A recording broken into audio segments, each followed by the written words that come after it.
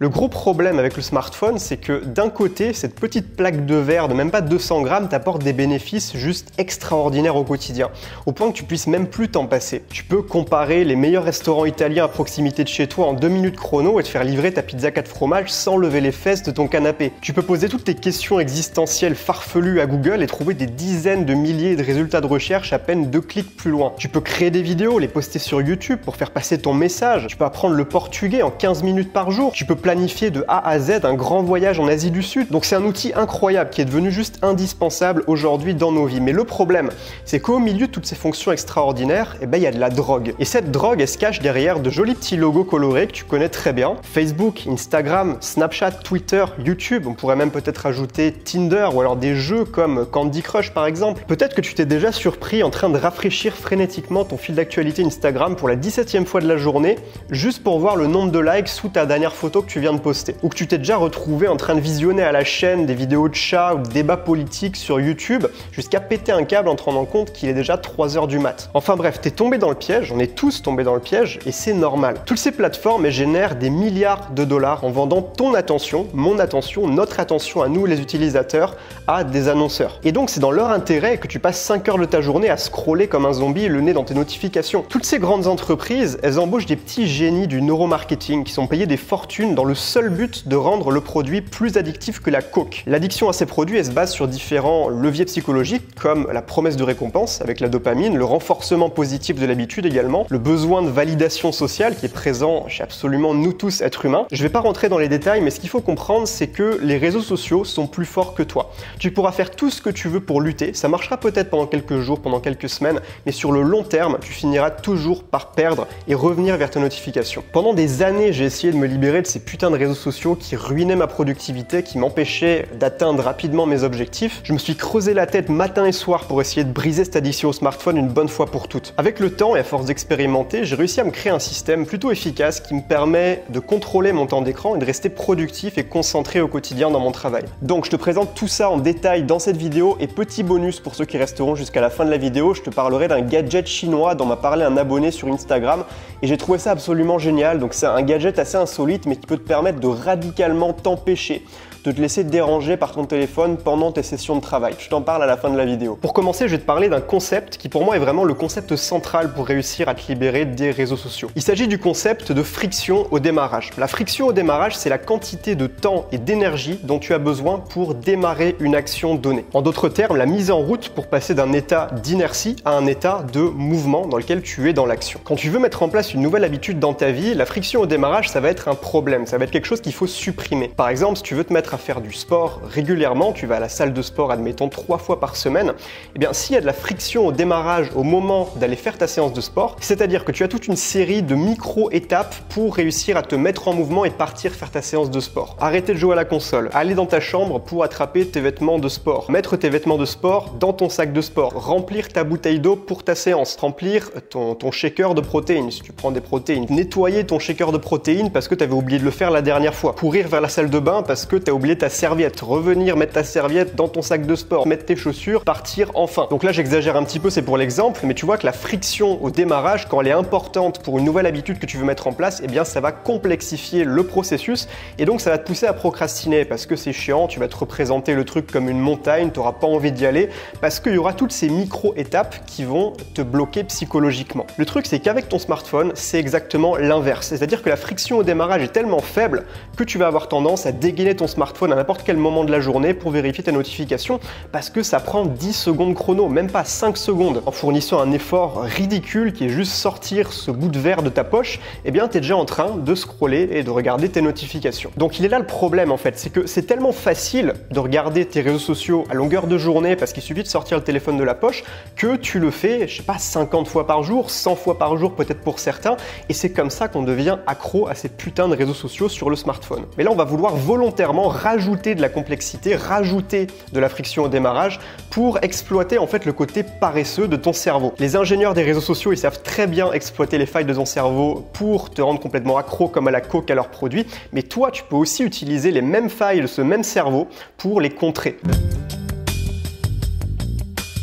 La première étape, ça va être de migrer tes réseaux sociaux sur un autre appareil que tu possèdes. Alors tu possèdes probablement plusieurs appareils, tu as peut-être un téléphone, donc ça c'est déjà sûr, tu as peut-être aussi un ordinateur portable et peut-être pour certains une tablette. C'est mon cas par exemple, j'ai le iPhone, le iPad et le MacBook. Le truc c'est que la plupart des gens, ils vont avoir leurs réseaux sociaux et toutes ces applications qui leur bouffent leur temps et qui les hypnotisent complètement, ils vont les avoir sur tous leurs appareils. Par exemple Facebook, ils vont aller sur Facebook depuis le navigateur de leur PC, ils vont aussi aller sur Facebook depuis leur smartphone, ils vont aussi aller sur Facebook depuis leur tablette. Donc finalement, quel que soit l'appareil qu'ils utilisent, eh bien ils ont accès à Facebook ou à je ne sais quel autre réseau social. Ce qui fait que la friction au démarrage, elle est encore plus réduite parce que finalement tu as tous tes appareils et quel que soit l'appareil que tu es en train d'utiliser, tu peux aller sur ton Facebook, sur ton Instagram, sur YouTube ou sur je ne sais quoi. Et donc ce que je te recommande de faire, c'est pour chacun des réseaux sociaux que tu utilises, les attribuer à un seul de tes appareils et de préférence pas le smartphone. Donc ça peut être typiquement l'ordinateur portable si c'est le seul autre appareil que tu possèdes. Dans mon cas par exemple, j'ai un gros problème d'addiction avec YouTube. C'est-à-dire que si je me limite pas, si je m'impose pas de règles, si je mets pas en place un système pour contrôler ma consommation de YouTube,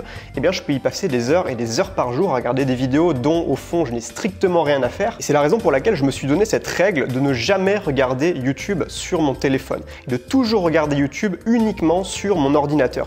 Et le simple fait de mettre en place cette règle, ça fait que ça me demande d'être installé sur ma chaise devant mon ordinateur chez moi pour pouvoir regarder YouTube. Donc quand je suis dans les transports, quand je suis dehors, quand je suis, je sais pas, dans la cuisine et pas dans le salon où j'ai mon ordinateur, eh bien j'ai pas moyen de regarder YouTube. Et donc je regarde beaucoup moins YouTube simplement avec cette règle. Mais là tu te dis peut-être, ok, c'est bien beau tout ça, mais qu'est-ce qui m'empêche de ne pas y aller finalement? Même si je supprime l'application, je peux très bien y aller via le navigateur web. Le navigateur web, je vais pas le supprimer. Et c'est là qu'on arrive justement à la deuxième étape du processus. Une conséquence psychologique de l'utilisation fréquente des réseaux sociaux sur le téléphone, c'est que avec le renforcement positif de l'habitude, eh bien on se met à ouvrir les réseaux sociaux sans même s'en rendre compte. C'est-à-dire que tu dégaines ton téléphone de ta poche quand tu es dans un moment de vide dans ta journée, dans les transports par exemple, automatiquement, de manière purement conditionnée, sans même t'en rendre compte, et tu te retrouves en train de scroller, en train de regarder des vidéos de chats sur YouTube, en train de liker des posts à la con sur Instagram sans même t'en rendre compte, par pur conditionnement. Et c'est là qu'on va commencer à rajouter de la friction au démarrage, pour faire en sorte que ça devienne extrêmement compliqué, extrêmement complexe, long et chiant pour te connecter à tes réseaux sociaux. La première étape, ça va être de te déconnecter de tous tes comptes, ce qui fait que quand tu te retrouveras sur la page d'accueil, eh bien tu ne seras pas connecté à ton compte et il faudra entrer tes identifiants. Et entre nous, tout le monde déteste entrer ses identifiants, c'est extrêmement pénible. Et donc rien que ça peut déjà commencer à te décourager. Mais évidemment, c'est pas suffisant. La deuxième couche de friction, ça va être de supprimer tout ton historique. Comme ça, si tu tapes par exemple Y dans la barre de recherche, eh bien tu vas pas pouvoir accéder à YouTube immédiatement. Puis normalement, eh bien tu as les suggestions qui s'affichent, tu peux directement accéder via la page web au site qui est fréquemment utilisé dans ton navigateur. Pareil, si tu tapes F, eh bien normalement tu as directement Facebook qui s'affiche si tu as l'habitude de rechercher Facebook. Et bien là, en supprimant l'historique, évidemment, toutes tes recherches vont être remises à zéro, vont être supprimées. Et donc, eh bien, il faudra que tu tapes Facebook, que tu fasses une recherche au Google, que tu cliques sur le lien, puis que tu entres tes identifiants. Et donc là, tu vois qu'on a rajouté encore une couche de friction au démarrage. La troisième couche maintenant, et là on passe aux choses sérieuses, ça va être de rajouter un bloqueur d'URL sur ton téléphone. Tu as plein d'applications qui font ça. Moi, j'en ai une qui est payante, qui coûte, je crois, 2 ou 3 euros, qui s'appelle About Blank. Ils ont une fonction très intéressante et eux, ils ont vraiment très bien compris ce principe de la friction au démarrage. À chaque fois que tu essaies de supprimer un URL que tu as rentré comme étant un URL interdit sur lequel tu vas être bloqué, c'est le principe, c'est un bloqueur de site, eh bien, ils vont te demander de taper une chaîne de caractères avec des minuscules, des majuscules, des chiffres extrêmement longues, extrêmement chiantes à taper.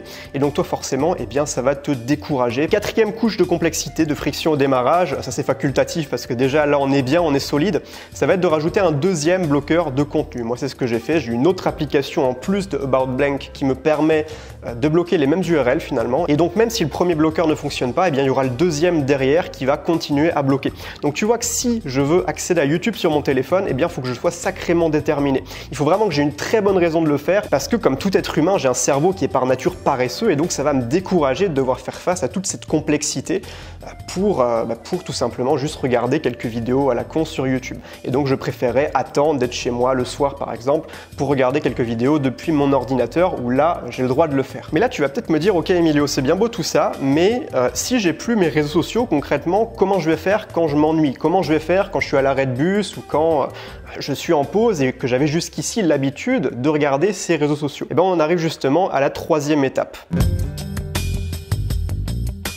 Ton cerveau, il a horreur du vide. Dès que tu n'as rien à faire, que tu t'ennuies, que tu n'as rien pour t'occuper dans un moment de ta journée, comme dans les transports en commun par exemple, et ben tu vas automatiquement avoir cette pulsion qui te pousse à chercher un moyen de te distraire. Donc ce que je te propose ici, c'est d'installer de nouvelles applications sur ton téléphone qui vont te permettre de te divertir, mais de manière saine, parce qu'il y a deux types de divertissement.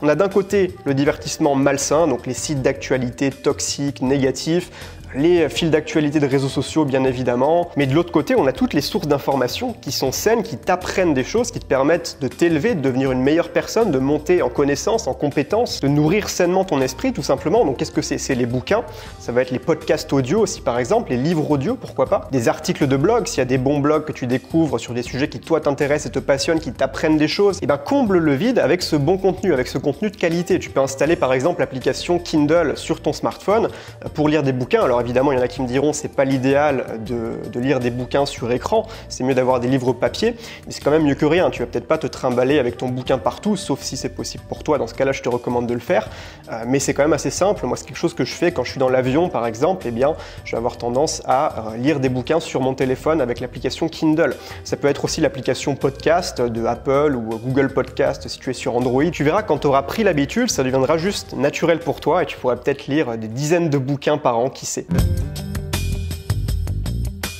Je voudrais te parler rapidement des applications de messagerie, comme par exemple Gmail, WhatsApp, Messenger, Telegram, des applications comme ça, qui sont beaucoup moins dangereuses que les applications à flux, donc à fil d'actualité, pour la simple raison que ce n'est pas des applications sur lesquelles tu vas passer du temps. C'est des applications qui peuvent te distraire, mais ça reste moins problématique que les Facebook, Instagram, YouTube et compagnie, puisque eh bien, si tu n'as plus de messages, si tu as déjà répondu à tous tes messages, tu ne vas pas passer plus de temps sur l'appli, ça n'a aucun sens. Toutefois, le problème, c'est qu'on entend souvent ce conseil qui est de dire supprime toutes tes notifications. Vire absolument toutes les notifications de ton téléphone pour ne pas être dérangé.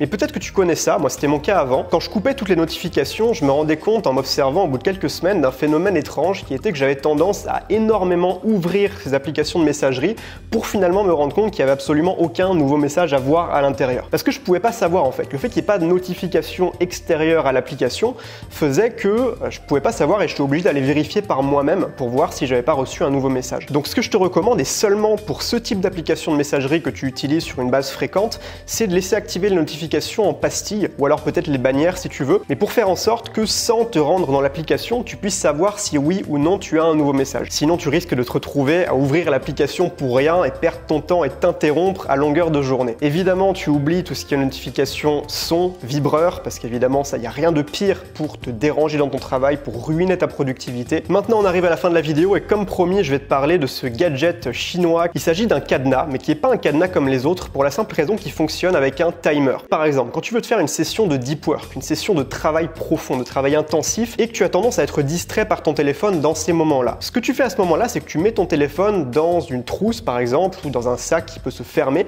et tu vas utiliser le cadenas pour fermer à clé, en fait, pour verrouiller le sac ou la trousse, et faire en sorte que pendant par exemple 2 heures, tu puisses pas ouvrir la trousse et donc tu sois concentré à 100% sur ton travail, avec le téléphone hors de portée qui risque pas de te déranger, à condition évidemment de l'avoir mis en silencieux. Mais voilà, pour les personnes qui ont tendance à être distraites dans leur session de travail, je pense que ça peut être intéressant de le tester. Maintenant, si tu es une personne ambitieuse et que tu veux aller plus loin avec moi, je mets à ta disposition une newsletter qui est gratuite, qui s'appelle les messages du succès. Et tous les jours, chaque matin, tu recevras un nouvel email rempli d'astuces, rempli de pépites pour t'aider à développer tes compétences, à devenir une meilleure personne, à te construire une vie libre et inspirante, à progresser chaque jour vers tes objectifs. Je te donne vraiment des clés concrètes que tu vas pouvoir utiliser au quotidien. C'est gratuit, ça se trouve dans la description, c'est le premier lien en dessous. J'ai vraiment conçu ces emails pour que ce soit ta pilule de motivation qui te fait passer une bonne journée, qui te met dans le bon état d'esprit dès le matin. Donc tu peux t'inscrire dès maintenant, le lien se trouve en dessous encore une fois. Tu peux aussi te désinscrire à tout moment si tu ne veux plus les recevoir. Tu peux tester simplement, il n'y a pas de souci. Je te dis à très vite dans une prochaine vidéo et peut-être à demain matin dans les messages du succès. Passe une super journée, ciao ciao.